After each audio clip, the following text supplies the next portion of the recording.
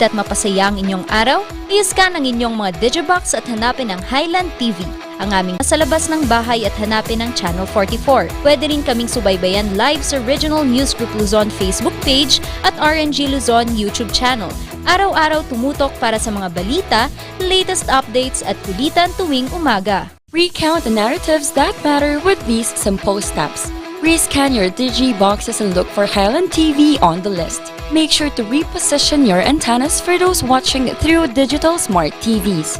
Catch us beyond the screen through our social media platforms on the Regional News Group Luzon Facebook page and RNG Luzon YouTube channel. So hit that notification bell for more updates.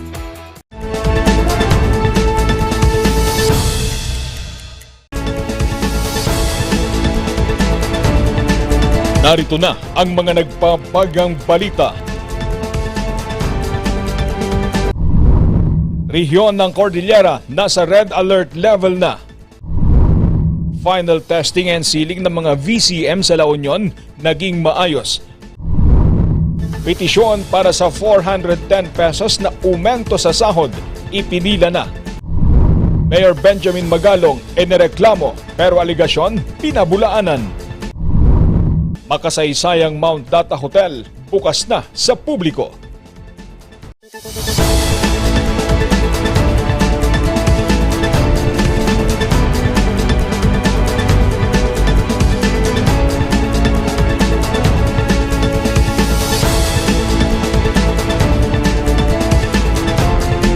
Mula sa Highland TV News Center Baguio, ito ang Luzon Headlines.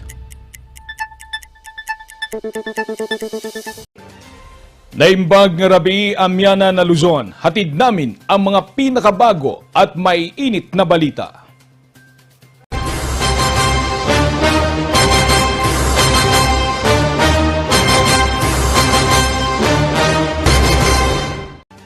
Naging maayos ang isinagawang final testing and sealing sa mga gagamiting vote counting machine sa lalawigan ng La Union. Magbabalita, Ren de Guzman. Handang-handa na para sa eleksyon ang COMELEC Pugo. Bukas po sa May 9 election, madaling araw 1 to 2, early distribution na po ng ibang documents para sa E-Day. Kagaya ng mga PCVL, EDCVL, yung progress report ng male-female, at saka yung releasing na rin ng official ballots sa treasury na rin. Tapos kahapon, natapos na rin yung verification ng mga electoral boards sa official ballot. Kaya ngayon wala pa naman nagiging problema rito. Kanina maaga pa lang, abala na ang mga guro sa Pugo Central School para sa final testing and sealing ng mga vote counting machine na gagamitin sa Lunes. 10 mga sample ballot ang kanilang ginamit para sa pagsusuri. Okay naman po ang nangyari. Nasunod naman po namin yung tamang pagkakasunod-sunod na ibinigay sa amin ng election officer. And then po, nag-umpisa naman po kami ng tama. And then, nag-end po naman kami ng tama. Ipasok na sa machine, nabilang na ng machine, nag-manual counting po kami. Wala namang naging aberya. Matapos nito ay sinelyuhan na ang mga VCM. Nasuri rin ang lahat ng mga vote counting machine sa buong La Union na may kabuang bilang na 959. Sa ngayon, mga 90% na yung report sa amin na okay na. Wala mga technical lang din, minor technical pero kaya naman. Hinihintay pa nila ang pagdating ng mga replacement VCMs sakaling may mga pumalya sa mismong araw ng botohan. Ren de Guzman para sa Luzon Headlines. Itinaas na sa red alert level ang Cordillera. Mga bus naghahanda na para sa pagdagsa ng mga uuwing botante. Magbabalita, Charles Limon. 3 araw bago ang halalan, pumila na si Mang Bobby sa terminal ng bus para magpa-reserve ng tiket. Uuwi kasi sa Baguio ang kanyang pamangkin para bumoto. Yung pamangkin ko, kasi aakyat siya bukas, mamaya aakyat sa ngayon, bababa ng 9. Para yung ticket niya, naka-reserve na para hindi siya mahirapan. Pagkatapos po po. Oo. Pagkatapos niyang bumoto, mga alas 5 siguro yung pinakukuha sa akin eh.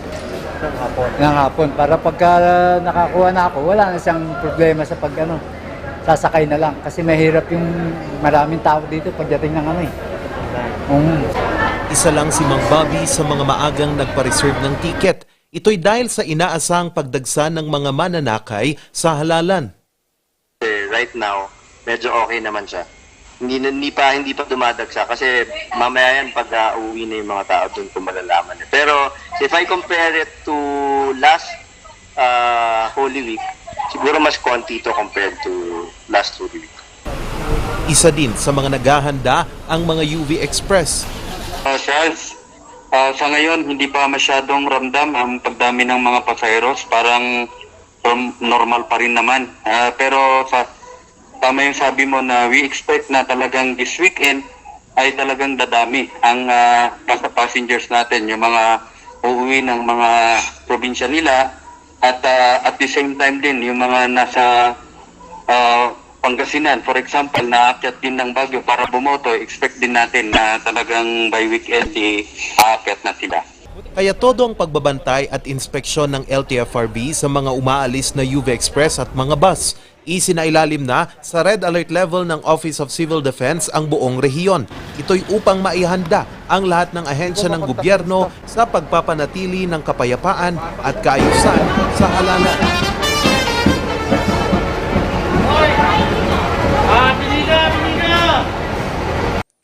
Ipinapaalala naman ng COMELEC ang liquor ban na epektibo mula alas 12:01 ng madaling araw ng May 8 hanggang hating gabi ng May 9. Bawal din ang anumang forma ng pangangampanya simula sa May 7. Ng campaign natin ay tomorrow, May 7, 2022. Yan ang huling araw sa pagdating din ng May 8. Tapos na yung pangangampanya, wala na rin nangangampanya, lalong-lalo na sa araw ng halalan, hindi na pwede yun. Okay? Pinapaalala rin namin sa ating mga botante.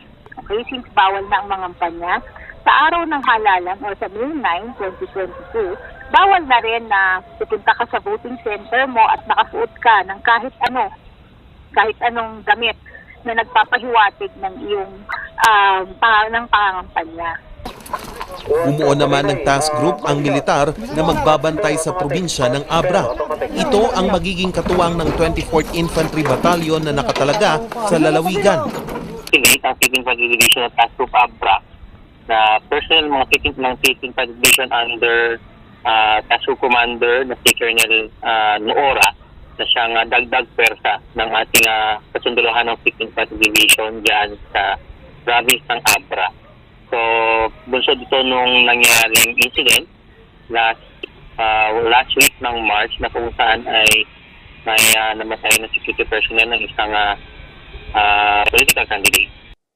Aabot na sa 400 na sundalo ang nakatalaga sa Baguio Benguet, Apayao, Ifugao, Abra at ang probinsya ng Kalinga na siyang may pinakamaraming bayan na nasa ilalim ng COMELEC Red Category. Charles Nicolimon para sa Luzon Headlines. Samantala, nagsampa ng reklamo ang sound system provider na nakaalitan at umano'y minura ni Mayor Benjamin Magalong at ng isang kapitan. Ang buong detalye sa report ni Randy Guzman. Alas 10:30 ng umaga kanina nagtungo sa opisina ng Station 1 ng Baguio City Police Office si alias Jepoy, sound system provider ng Team Dumogan. Ito'y para magreklamo dahil sa insidenteng nangyari bandang alas 11 kagabi sa harap ng Barangay Hall ng Upper Quezon Hill.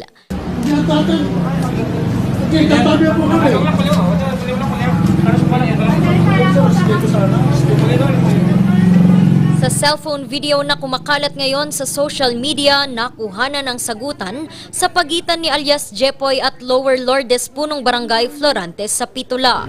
Magkarito kayo, nag-spray ako niyo, hindi naman ko. Hindi naman, sumbo lang kami po.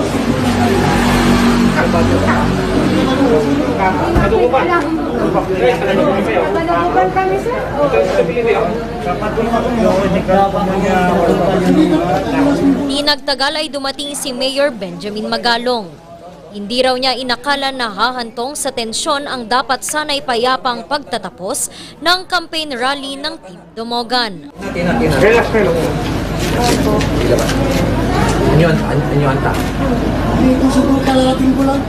Lumapit po sa akin na naka-black na lalaki na matangkad. Galit na galit. Pinagmumura po kami. Bakit nyo pinatayan ng sound system si Mayor? Sino ang Mayor? Tapos na po nagsalitang Mayor. Ang Mayor, tapos na po ang Mayor. Hindi, sabi niya yung Mayor na Magalong. Paliwanag niya hindi sila ang system provider ni Mayor Magalong. At dahil tapos na ang programa ng Team Dumogan para sa araw na iyon, nagpasya silang umuwi na. Dagdag pa rito, sumusunod lamang daw sila sa Silent Night Ordinance. Yung anak ko po yung operator, pinatay na po niya yung pagkatapos ni Mayor Dumogan, dumating ko si Councilor Cayabas. Nagsalita ako sandali, then pagkatapos niya, in-off na namin yung sounds and lights. Ngayon, nung nagpapack up siya, dumating po itong si Councilor Yangot, pero nung nagsalita na ako si Councilor Yangot, wala na pong sound system. Hawak-hawak po niya yung microphone, pero naka-down na po yung system. Kasi late na po yun around mag-11 na po ng gabi. Nakaalis na rin ang mga kandidatong nagbayad sa kanila para sa sound system. Pero hindi pa rin siya pinakinggan ng mga ito, bagkus ay itinulak pa umano ng isang bodyguard ng alkalde. Kasunod nito ay nilapitan at minura siya ni Mayor Magalong.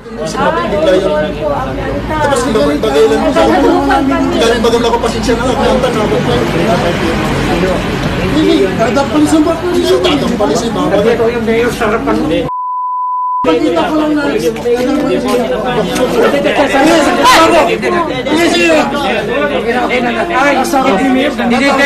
dinidemo mo lang. Minura po niya kami. Ako pala sabi sa akin. Minura niya ako. Andito lang ang mayor. Ginano niya ako.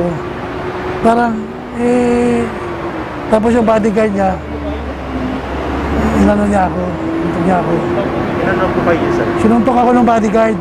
Makikita nyo po yung lahat ng pangyayari sa video. Ipinablatter ni Jepoy ang nangyari para magamit sa formal na pagsasampa ng reklamo laban kay Mayor Magalong at punong barangay Florante sa Pitula. Randy Guzman para sa Luzon Headlines. Sa kaugnay na balita, pinabulaanan naman ni Mayor Magalong ang aligasyon laban sa kanya. Git niya, umawat lang siya. Ang follow-up sa report ni Charles Limon. Sa viral na video sa tensyon nangyari sa Barangay Quezon Hill, maririnig ang sagutan ng mga barangay officials at ang sound system provider.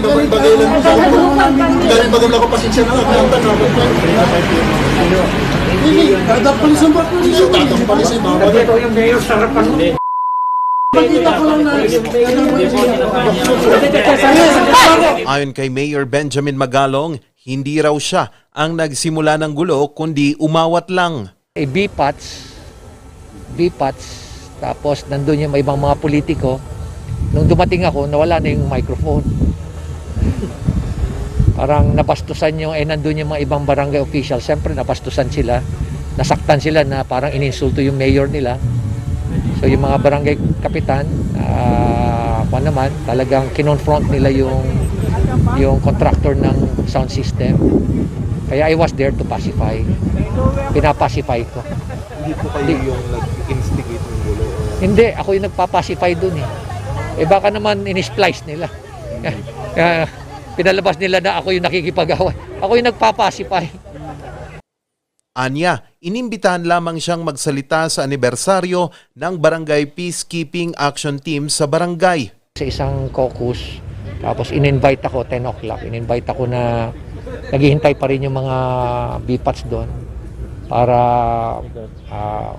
pakinggan ako. So dumating ako doon mga 10 o'clock na, past 10. So pagdating ko doon, nawala na yung mic. Kaya naman, kahit walang microphone, tuloy pa rin siyang nagsalita matapos umawat sa away. Ayon naman kay Barangay Captain Florante sa Pitula ng Barangay Lower Lourdes, hindi naman niya sinasadya ang pangyayari. Kasi pag-walk out na sana si Mayor Magalong, sinigilan ng mga women's group na magsalita na lang, Kasi sabi ni Mayor, bastusan na to, sabi niya, yun ang words ko lang na kwan. So nagsalita na siya, namin nagsalita na without mic. Yan po ang kwan. Ngayon po, nung natapos na siya, nung kinausap ko na po yung kwan, yung may-ari, siguro po, I'm sorry na hindi ko naman sinasadyan dumatas yung boses ko dun sa bus nila na dun ako nagkamali. Siguro ay admit naman po na tinanong ko, bakit niya naman sinatayan yung mayor natin? Yung mayor na kasi overtime na, ganito, gabi na, pagod na yung mga tao ko, yun ang kanya. Sana binigyan niyo naman ng konting respeto o pagkakataon na magsalita naman. Humingi naman ng tawad si Kapitan.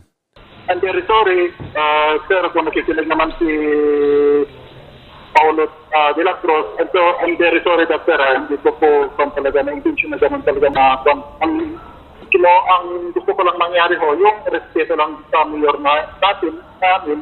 Kasi kumbaga kabalerian ni Silo sa Pangasinan style, sa babayan, kumbaga naman yung sir sa amin. So, hopefully na maayos namin ng banto kasi mahirap po yung ganitong sitwasyon na nagkataon sa nailit yung parang maayos po sana para wala na akong gusto bago mag-election, okay na po lahat. Ipinatawag na rin sa Baguio City Police Office Station 1 si Sapitula upang pag-usapan ang nangyari at para makapagbigay ng statement. Charles Nicolimon para sa Luzon Headlines. Susunod, petisyon para sa 410 pesos na aumento sa sahod. Ipinila na. Yan at iba pang balita. Abangan!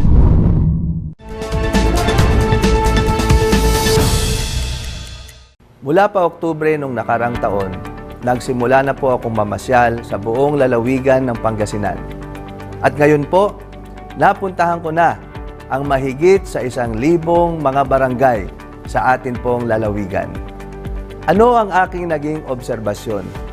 Napakarami pala sa ating mga kababayan ang naghihirap. Ngunit ano ang solusyon? Trabaho, trabaho at mas marami pa pong trabaho. Trabaho ang susi para makabangon tayo muli. Ginawa na po natin yan sa 5th District of Pangasinan. Nagtayo po tayo ng isang economic zone. Nakapag-imbita po tayo ng isa sa pinakamalaking kumpanya mula po sa Japan. At ito ay nakapagdulot ng 10,000 trabaho. Gagawin din po natin yan sa buong lalawigan ng Pangasinan. Magtatayo pa tayo ng 3 pang economic zone. Para po sa loob ng 5 taon, ito po ay makakapagbigay ng karagdagang 50,000 jobs para po sa mga Pangasinense. Hindi ito pangako. Ito po ang aking trabaho.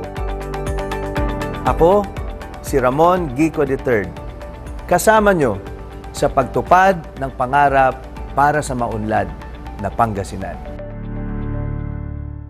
Sa 231 barangay ng Distrito 2 ng Pangasinan, boses ng mamamayan ang pinapakinggan. Kay Mark Cuangco, problema ng pamilyang tinututukan. Kasama rito ang pagpaparami ng disenteng trabaho, pagpapataas ng kita ng mga maliliit na negosyo, pampamilyang ayuda sa panahon ng krisis, at pagpapalakas sa industriya ng turismo sa buong distrito. Kasama si Mark, sigurado ang pag-unlad sa bawat bayan ng distrito.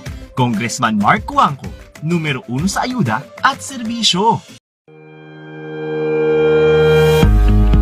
The Baguio Country Club, the first and only 5-star mountain resort in the Philippines, is fully equipped and ready to welcome you back. The club has thoroughly worked on adapting to the new normal. The usage of any of the facilities and amenities of the club is governed with specific rules, regulations, and procedures in accordance to the medical, physical distancing, and disinfecting protocols. And as you return back here to your second home and make new memories with us, we assure you that at the Baguio Country Club, you do not have to worry because we can assure you that the club continuously puts great importance to the health, safety, and wellness of its members, guests, and employees. Coronavirus. Dahil dito, may mga bagay na hindi mo na magagawa. Ngunit, may katuwang ka. PDA or Pau de Arco Herbal Capsule na may antiviral quercetin at immunity booster. Mag-PDA or Pau de Arco Herbal Capsule araw-araw para iwas sakit, iwas virus. PDA. Proteksyon, depensa, alay sa kalusugan. PDA or Pau de Arco Herbal Capsule is available in all leading drugstores nationwide. Another quality product of Aldrich Corporation. Ganito ang batas, dapat nararamdaman ng bawat Pilipino. Dahil sa Renewable Energy Law, may trabaho na ako sa ating bansa. Dahil sa ease of doing business, napabilis ang pagkuha ng mga permit at nabawasan ang korupsyon sa gobyerno. Dahil sa Cooperative Code, bagong CDA Charter at Co-op Development Officers Act, lalong umunlad ang mga kooperatiba. Ganito dapat ang batas, nagbibigay ng kabuhayan at pag-asa. Walang bola, walang pabongga. Yan ang tatak ni Mig Subiri, ang inyong trabahador ng Senado. Yes! Ayos to! Ayos to! Pa, ang lakas naman ang tawa mo. Sino ba namang hindi matutuwa dito sa online shopping service at cash on delivery ng TG Home Builders? Pwede din mag-online reservation for pickup. Pa, ano yung sinasabi mo? Ma, mapapakabitan na natin ng tiles ang bahay natin. Pa, baka naman pwede mong isabay yung bubong ng bahay natin. Para sa quality construction materials, mag-TG Home Builders. Main warehouse and showroom at number 75 Ferguson Road, Gisad, Baguio City. Bucaucan Branch at number 73 Bucaucan Road, Baguio City. Marcos Branch at KM3 Marcos Highway, Baguio City. Sales Office Branch at number 221 Atab Marcos Highway, Baguio City. La Trinidad Branch at KM6 Batag, La Trinidad. And Urdaneta Branch at MacArthur Highway, Urdaneta City. TG Home Builders. We turn houses into homes. Madaling lapitan. Dali siyang lapitan. Pag mayroon kang idudulot sa kanya na problema, ay ginagawa niya. May malasaki para sa lahat. Sapay kumaapo, tagsubli ka, tagsubli maturnos mga glalakaw, pati nila kay ko kumbuyo, ang turnos na tata. At dati Sir Matana, may isa nga practical nga tao, ken may isa nga man of the masses. Alaak na ito yung nagundaway, nga dumawat, ititulong nyo, makasublitay nga mayo. Attorney Mauricio Dumogan for Mayor number 2 sa Balota. Mauricio Dumogan! Ang init! Summer na talaga! Buksan mo nga yung aircon, yung electric fan, tapos penging yelo para sa tubig. Teka, masyado namang magastos sa kuryente yan. Huwag kang mag-alala, pwede pa rin naman magtipid ng kuryente nang hindi nanlalagkit sa init. Yung electric fan, para mas malakas ang buga ng hangin, linisin ng fan blades. Kung gagamit naman ng aircon, isara muna mga pinto at bintana para mas madaling lumamig ang kwarto. Dapat malinis din ang aircon filter at condenser. Para mas efficient naman ang paggamit ng ref, i-defrost ito kapag nasa 1/4 pulgada na ang yelo. I-check din ang pinto para siguradong di tumatagas ang lamig. O diba, hindi kailangan tumagaktak ang pawis sa pagtitipid. Magtulungan tayong lahat sa mahusay na paggamit ng kuryente. Yan ang ilang tag-init tipid tips mula sa NGCP. Probinsyano ako, party list. Number 25 sa inyong mga balota. Probinsyano ako. Probinsyano ako, party list. Number 25 sa inyong balota. Probinsyano ako. Probinsyano ako, party list. Number 25 sa inyong balota. Probinsyano ako. Probinsyano ako. Party list. Number 25. Probinsyano ako. Party list. Number 25. Probinsyano ako. Party list. Number 25. Probinsyano ako. Party list. Number 25. Probinsyano ako. Party list. Number 25. Probinsyano ako. Party list. Number 25. Probinsyano ako. Party list. Number 25. Nagpila na ng petisyon ang TUCP sa Regional Wages and Productivity Board para hilingin ang dagdag na 410 pesos sa sahod ng mga manggagawa sa rehiyon ng Cordillera. Ang buong detalye sa report ni Randy Guzman.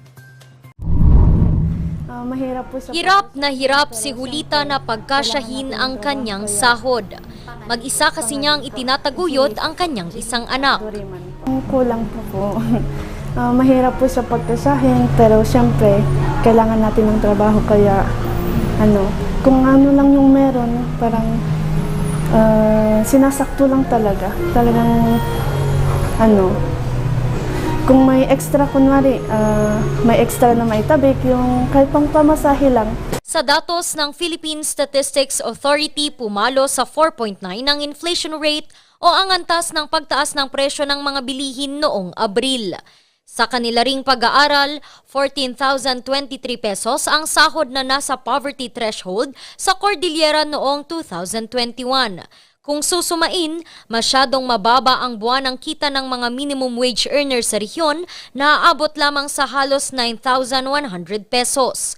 Talaga pong kulang na kulang. Nakita natin kung kalahati halos ng minimum wage ng isang manggagawa, ang diferensya sa poverty threshold ay di ba naman super duper kulang yan para mabili natin yung basic goods at mabayaran natin ang basic services.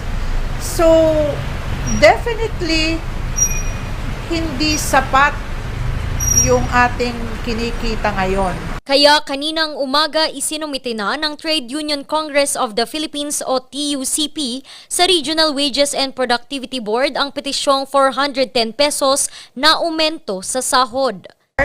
Ang basihan natin ng paghingi ng increase sa minimum wage ay yung Pinggang Pinoy po.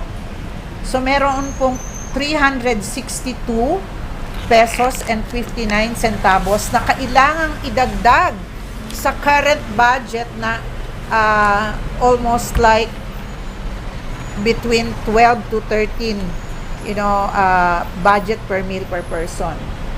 And then, magmula po nung last wage order na sinasabi natin na 2.6 years na ang naglaps at kada increase po ng presyo ng mga bilihin dyan at ng serbisyo, meron pong 32 pesos at 09 centavos na kada araw sinishell out ng isang minimum wage earner para mapunuan yung pang-araw-araw na gastos.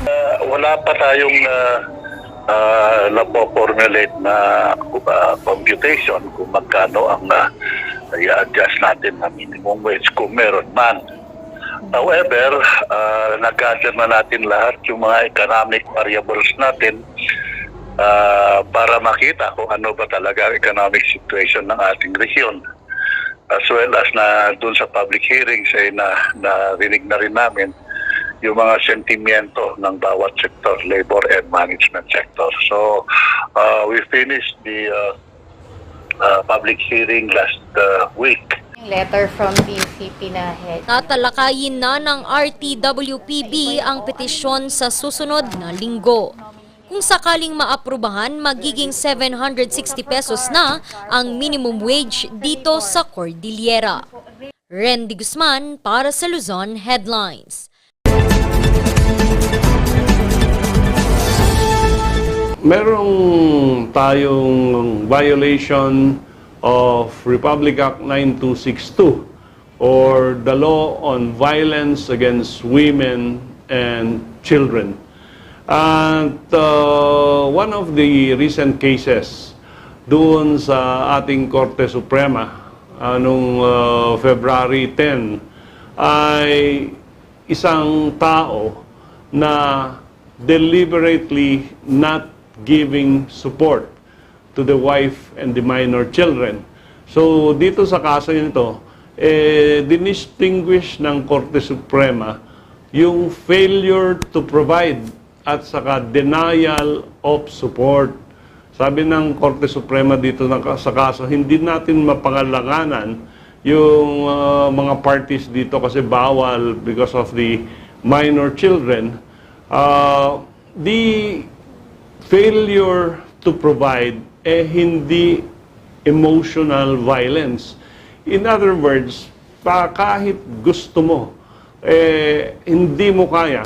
Because in this case, the wife of the accused here was demanding that the children be enrolled in a private school na medyo mataas-taas yung kanyang tuition fee. So, sabi nung lalaki, gusto ko, sino ba namang tatay ang ayaw magpaaral sa anak sa magandang eskwelahan? But the problem is, financially, hindi ko kaya. And kung hindi niya mapagbigyan yung request na private school, that would be considered as failure. Dahil gusto niya, hindi lang niya kaya. Yun namang denial of support. Kaya niya, pero hindi siya nagbibigay ng suporta. And that is considered as emotional violence for failure to provide financial support to the minor children of the accused. And this is punishable under Section 5 of 9262. Bakit yung violence against women, kala natin bugbog lang, or suntok lang, o sampal lang? No. Because under the law, yung pagbigay ng emotional anguish or mental suffering sa isang tao, spouse or bata, yung pagbigay ng psychological violence, no, to the wife or the children is also considered as violence against women. No, so ang importanteng bagay dito sa kasong ito, pag hindi deliberate yung pagbigay mo o yung hindi mo pagbigay ng support, then you cannot be convicted of violence against women and children.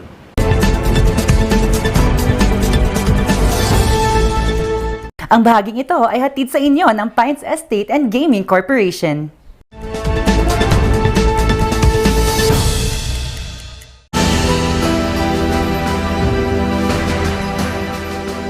I will fight for boosting of our tourism industry.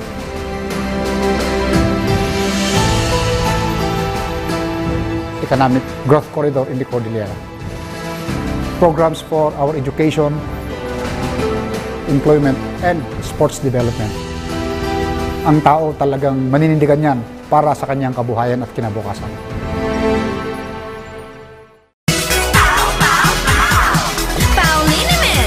Masakit ba ang likod, ang kasu-kasuan? Namimitig o masakit ang iyong kalamnan? May rayuma, arthritis o nahihilo? May stiff neck, flatulence o masakit ang ulo? Sa Pauliniment, ginhaway, garantisado. Pauliniment, isang pahid ka lang. Dahil walang out sa PAO! Sa milk tea ng batang 90s, taratati lang i-try. Ang batang 90s milk tea, di ka magsisisi, promise. Sa milk tea ng batang 90s. Itultulo tayo iti panagmaymay sa para iti ayaitan tayo nga probinsya iti Benguet. Mas pinapintas tayo iti serbisyo iti Benguet General Hospital nga agitited iti libre nga hospitalization para kadagiti marigrigat. Itultulo tayo nga mapapintasan dagiti farm to market roads tayo para kadagiti farmers. Papintasan tayo pa iti turismo, scholarship program para kadagiti ubing. Itultuloy tayo iti good governance that our province deserves. Re-elect Governor Dr. Melcher Daginistiklas for healthier Benguet. Bazaar Music offers a complete line of musical instruments.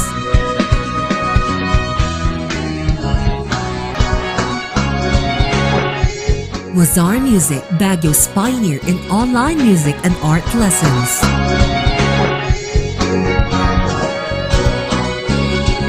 Bazaar Music, bringing music closer to your hearts.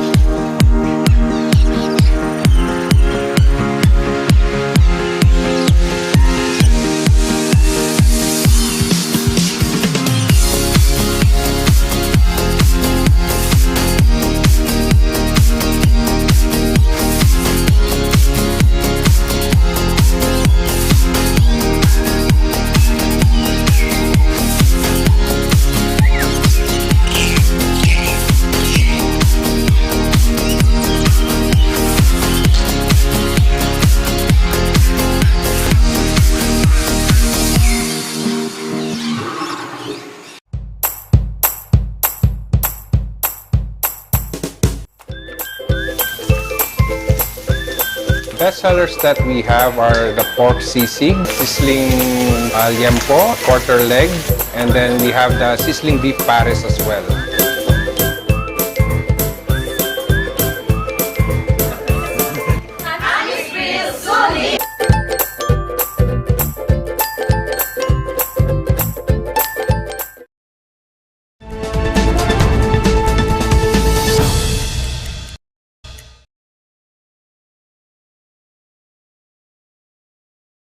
Makalipas ang ilang taon, nabigyan ng bagong muka ang makasaysayang Mount Data Hotel. Mula sa Bauco Mountain Province, magbabalita si Charles Limon. Ito ang makasaysayang Mount Data Hotel sa Bauco Mountain Province. Sa paglipas ng panahon, napag-iwanan ito. Kaya naman, binigyan ng bagong muka ng Tourism Infrastructure and Enterprise Zone Authority o TIEZA ang naturang hotel. Since it opened in 1960, Mount Data is best known for the hosting of the Mount Data Peace Accord, which was mentioned a while ago na naging dahilan po kung bakit nagkaroon tayo ng Cordillera Administrative Region. Kumbaga, it is a witness to the historic history that we have in our area. And of course, it is also home to our numerous indigenous tribes and our rich culture that we have. Aabot sa 39.9 million pesos ang nilaang pondo ng TIEZA upang mapanumbalik ang dati nitong itsura. Unang ipinasakamay ng pamalang bayan ng Bauco ang hotel sa TIEZA. Sinimulan ang rehabilitasyon noong 2020 at natapos ngayong taon.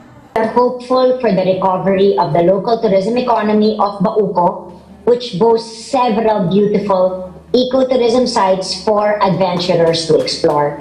My congratulations to the people of Bauco who have regained their iconic lodge in time to be part of the resurgence of tourism. And tourism workers, my heart is filled with happiness to be joining you today in the most awaited reopening of our very own Mount Data Hotel. This marks another milestone for our local tourism industry, as this is our first ever and only hotel in Bauco.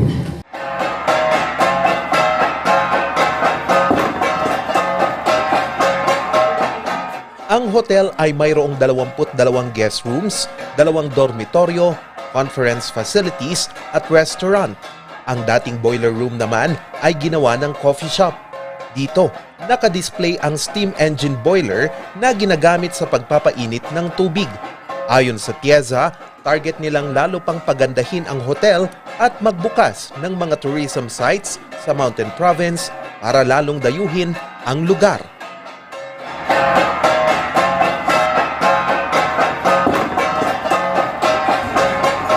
Iaantayin lang namin yung business case study ng PPP and then titignan namin yung amount doon and then right na from there i-allocate namin yung pera para makagawa na doon sa activities sa pwedeng facilities na kulang pa para dito sa Mount Data. Ang Mount Data Hotel ang saksi sa Mount Data Peace Accord o sipat noong ika-13 ng Setyembre 1986. Ang kasunduan ay nilagdaan ng People's Liberation Army o CPLA at ni dating Presidente Cory Aquino. Katunayan, makikita dito ang mga kalasag na ibinigay ng CPLA kay dating President Cory Aquino. Dahil dito ay inilabas ni dating Pangulong Aquino ang Executive Order 220. Ito ang naging basehan ng pagkakatatag ng mga Cordillera bodies na kinabibilangan ng Cordillera Regional Assembly, Cordillera Bodong Administration at Cordillera Executive Board na siyang magiging instrumento sana sa pagkamit ng Cordillera Autonomous Region.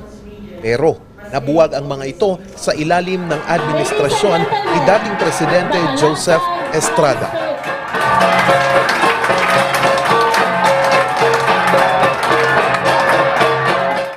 Charles Nicolimon para sa Luzon Headlines. At yan ang mga balitang nakalap ngayong araw. Maraming salamat at muli magandang gabi po sa ating lahat.